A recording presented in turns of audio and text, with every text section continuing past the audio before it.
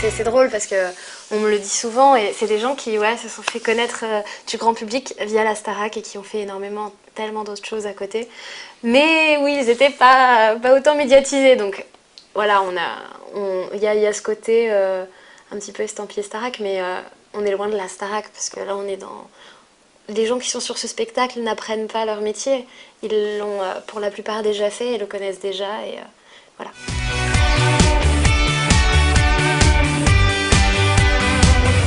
C'est vraiment inspiré librement du roman de Bram Stoker et inspiré également librement de tous les Dracula qui ont pu exister dans l'esprit de tous les gens qui l'ont fait vivre jusqu'à maintenant, c'est-à-dire notamment Coppola, avec le film que tout le monde connaît. Et au-delà de cette histoire qui existe déjà, Kamel amène des nouveaux personnages. Ça ne va pas du tout être sanglant, ça ne va pas du tout être... Ça va être un spectacle familial et qui va tourner vraiment autour de l'amour et de l'histoire d'amour de Dracula et de Mina. Je préfère qu'on me saigne plutôt que de dire je t'aime. Je ne connais pas les tirs, mais en un battement de cils, je commence à m'y faire, je commence à vous plaire. Ah bah, je pense que toutes les jeunes filles qui ont vu Golan en photo pourront dire qu'il est vraiment séduisant. Oui, Golan est un très beau jeune homme qui est plein de charme et de talent. C'est Lucifer, c'est Lucifer. Elle a besoin de plaire. C'est Lucifer, je vais me laisser faire. C'est Lucifer, ça a l'air de vous plaire. J'ai commencé à chanter, j'étais gamine. Ma première scène, je devais avoir 12 ans.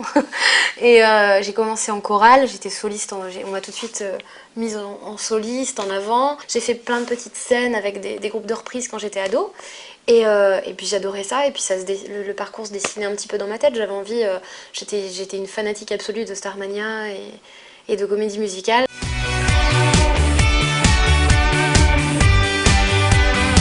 Je me disais, Anaïs, bon, t'es pas toute seule, hein. Il y en a plein des jeunes filles qui aiment chanter, qui aiment jouer et qui aiment danser. Donc j'ai mis tout ça de côté après mon bac. J'ai fait un cursus classique, c'est-à-dire j'ai fait un bac plus 2 de commerce international et ensuite 2 ans de communication en école de publicité.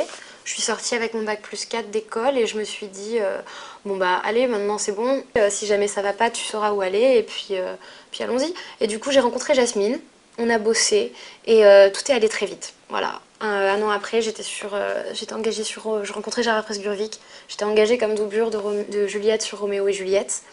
Ensuite, j'ai continué les scènes et j'ai rencontré Agnès Bourri qui m'a engagée sur Cendrillon pour être alternante sur le rôle de Cendrillon.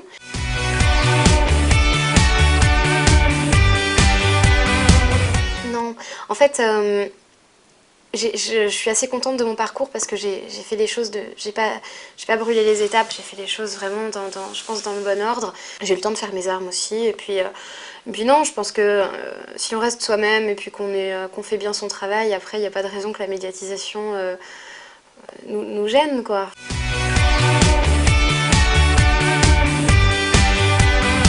Et puis effectivement, même de mourir sur scène, ça arrive pas tous les jours, hein, c'est vachement sympa.